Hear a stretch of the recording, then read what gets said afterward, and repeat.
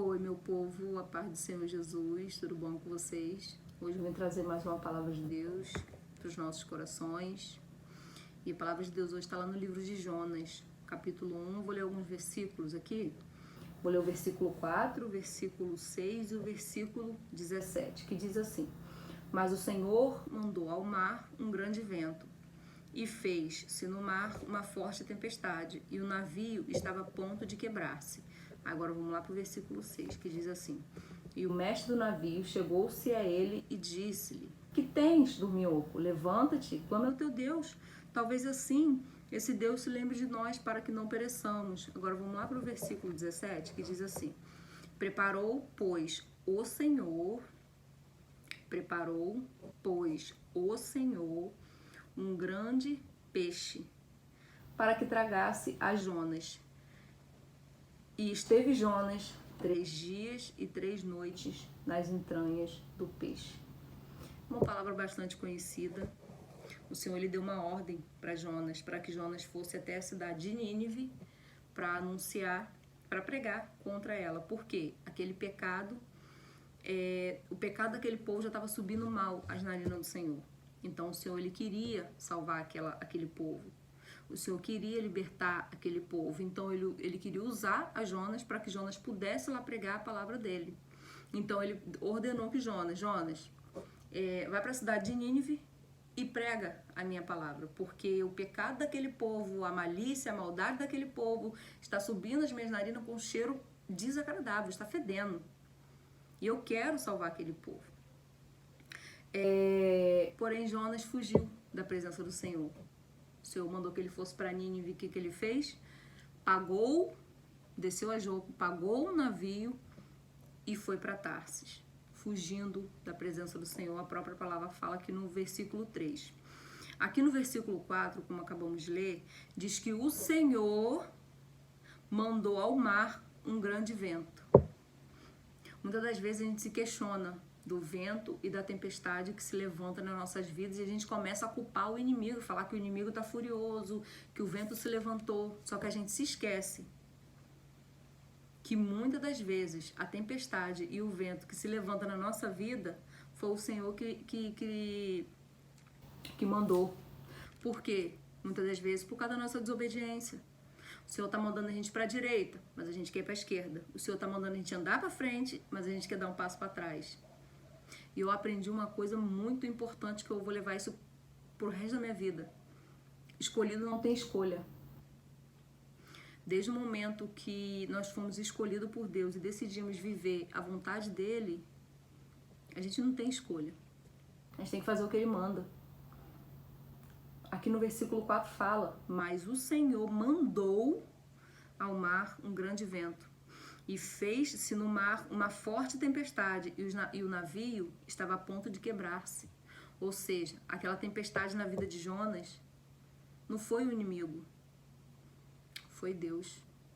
Porque o Senhor mandou ele para Nínive e ele foi para Tarsis, fugindo da presença do Senhor. Por covardia? Não sei. Por medo do que o homem vai falar? Não sei.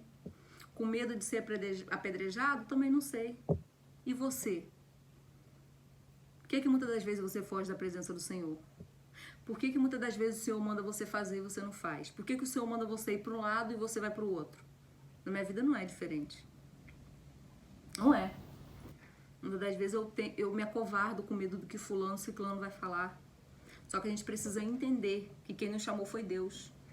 E a gente não tem escolha. Muitas das vezes a gente sofre consequências de coisas que era pra gente fazer e a gente não faz.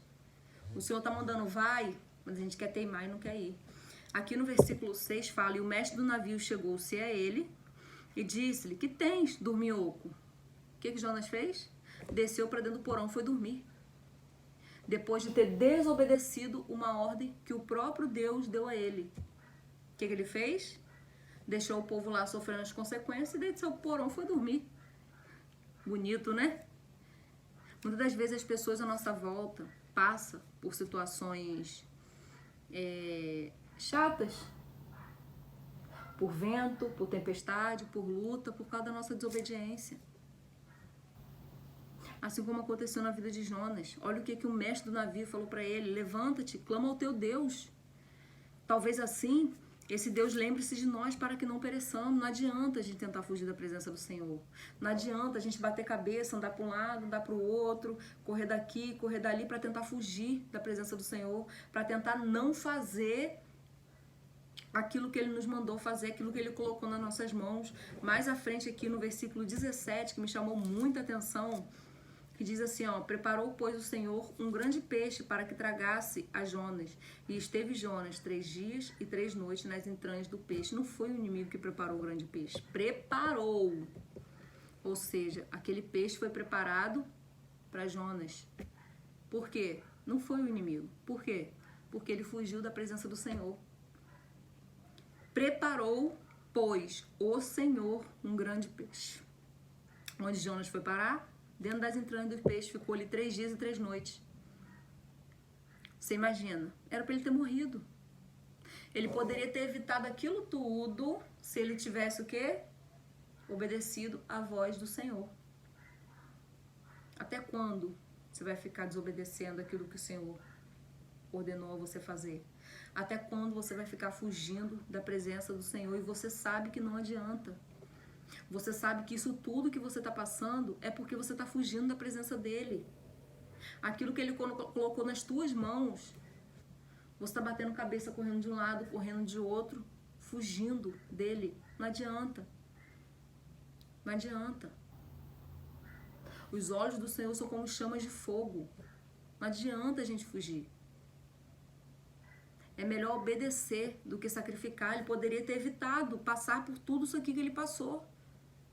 Mas ele preferiu passar conhecendo o Deus dele, sabendo o poder que Deus tem. Ele é o Deus que manda a tempestade, mas ele é um Deus que acalma. Ele é um Deus que acalma a tempestade, mas é um Deus que levanta a tempestade. Entendeu? Até quando você vai ficar nessa desobediência? Até quando você vai fugir da presença do Senhor?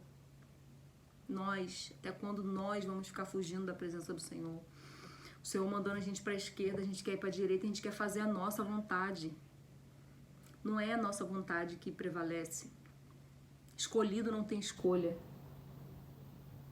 Mais à frente aqui a palavra de Deus fala que Jonas foi até Nínive pregar contra aquele povo.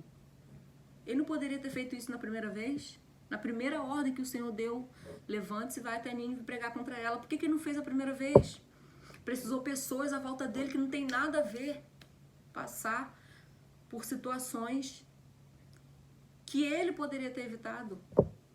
Até quando? O Senhor manda te perguntar, até quando vai ficar fugindo da presença do Senhor? Você olha para um lado, a tempestade se levantou. Você olha para o outro, a tempestade se levantou e a tempestade está cada vez mais forte. E você continua fugindo da presença do Senhor. Não adianta fugir. Os olhos dele são como chama de fogo. Deus, ele te conhece. Até quando? O Senhor manda te perguntar. Até quando vai ficar fugindo da presença dele? Ele mandando você ir para a direita, você quer ir para a esquerda. Ele pede para você ir para a esquerda, você quer ir para a direita. Ele manda você olhar para frente, olhar para o alvo. Você está olhando para trás. Não vale a pena fugir da presença do Senhor. Não vale a pena desobedecer. O Senhor, ele tem grandes coisas para as nossas vidas. Mas é necessário a gente obedecer à ordem dele. Às vezes pessoas à tua volta estão passando por situações, ou até você mesmo passando por situações que por causa da sua desobediência não era para estar passando, mas está passando por conta da sua desobediência. Amém? Fica com essa palavra, que Deus venha te abençoar poderosamente, que você venha refletir poderosamente. Amém? Que Deus abençoe.